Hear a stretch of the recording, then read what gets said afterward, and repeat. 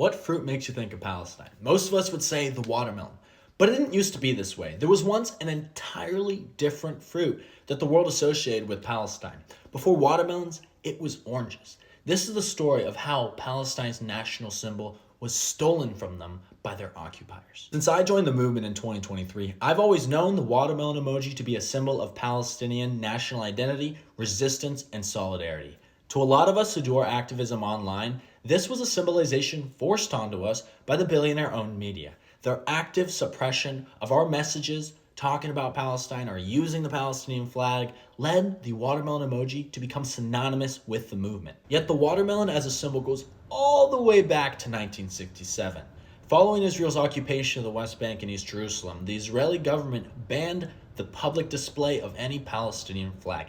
Even artwork that used the same colors were considered illegal and a threat to public order. So in response, Palestinian artists like Suleiman Mansour started displaying and painting watermelons as a subtle act of defiance. Here's one of his pieces. Between the 90s and the 2010s, the symbol of the watermelon faded slightly, but has since renewed itself globally, not just in Palestine, as an act of defiance against the online censorship and suppression that Palestinian imagery is still subjected to in today's online world. But it wasn't always like this. Once upon a time, Palestine was known for its oranges. Their agriculturalists cultivated groves up and down the coast of Palestine. These oranges had been developed by Palestinian farmers in the mid-19th century in the Palestinian city of Yafa. The world prized these oranges for being a delicious treat, and Palestinians prized them for being a valuable export. These Yafa oranges were seedless, thick-skinned, making them ideal for export, and incredibly sweet.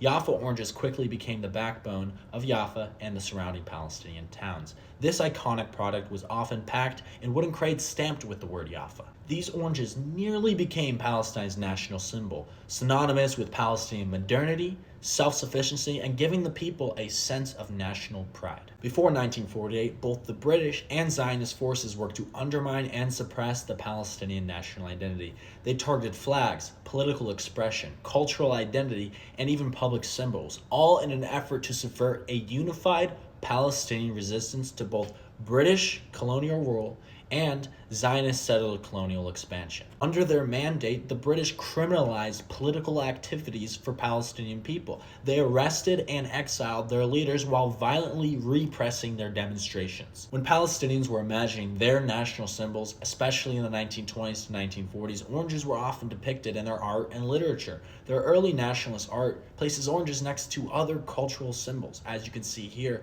this is another piece by Suleiman Mansour. In 1929, the Palestinian newspaper Palestine noted that there were two foreign flags being flown on their lands, yet the indigenous people had no flag. So they asked their readers to send in proposals for a flag of Palestine.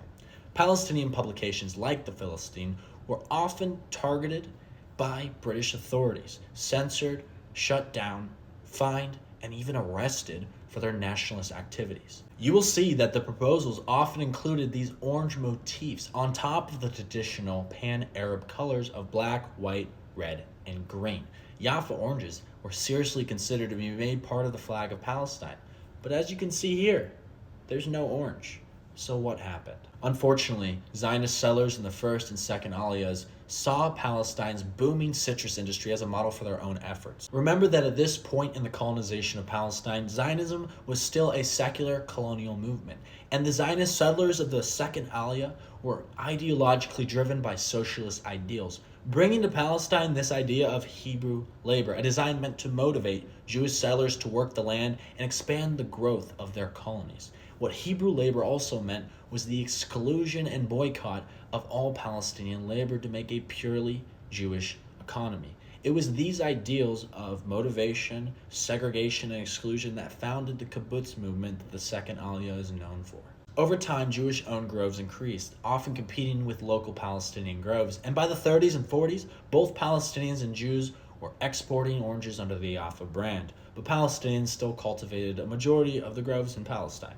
Here's an ad published by a Jewish-owned grove for Yafa oranges. Notice how it says Tel Aviv, Palestine. When Zionist settlers initiated the Nakba in 1948, their paramilitary terrorist groups, the Irgun, Lehi, and Haganah, carried out Plan Dalit, a deliberate ethnic cleansing campaign that resulted with the majority of Palestinians being displaced, including most of Yafa's population. The new state of Israel, which had been established on that ethnically cleansed land, quickly nationalized, aka stole all Palestinian land and property, including those groves, under the Absentees Property Law in 1950. During the same year, Zionists erased the now depopulated city of Yafa, renaming it to what we know it as today, Tel Aviv. This was part of a larger effort to systematically erase the Palestinian ties to land. In post-1948 Palestine, almost every single town and street were renamed. This is an iconic photo of Zionist settlers in the sand dunes just north of Yafa in 1909 at the founding of Tel Aviv. With this came the message, a land without a people for a people without the land. But the photo is a lie.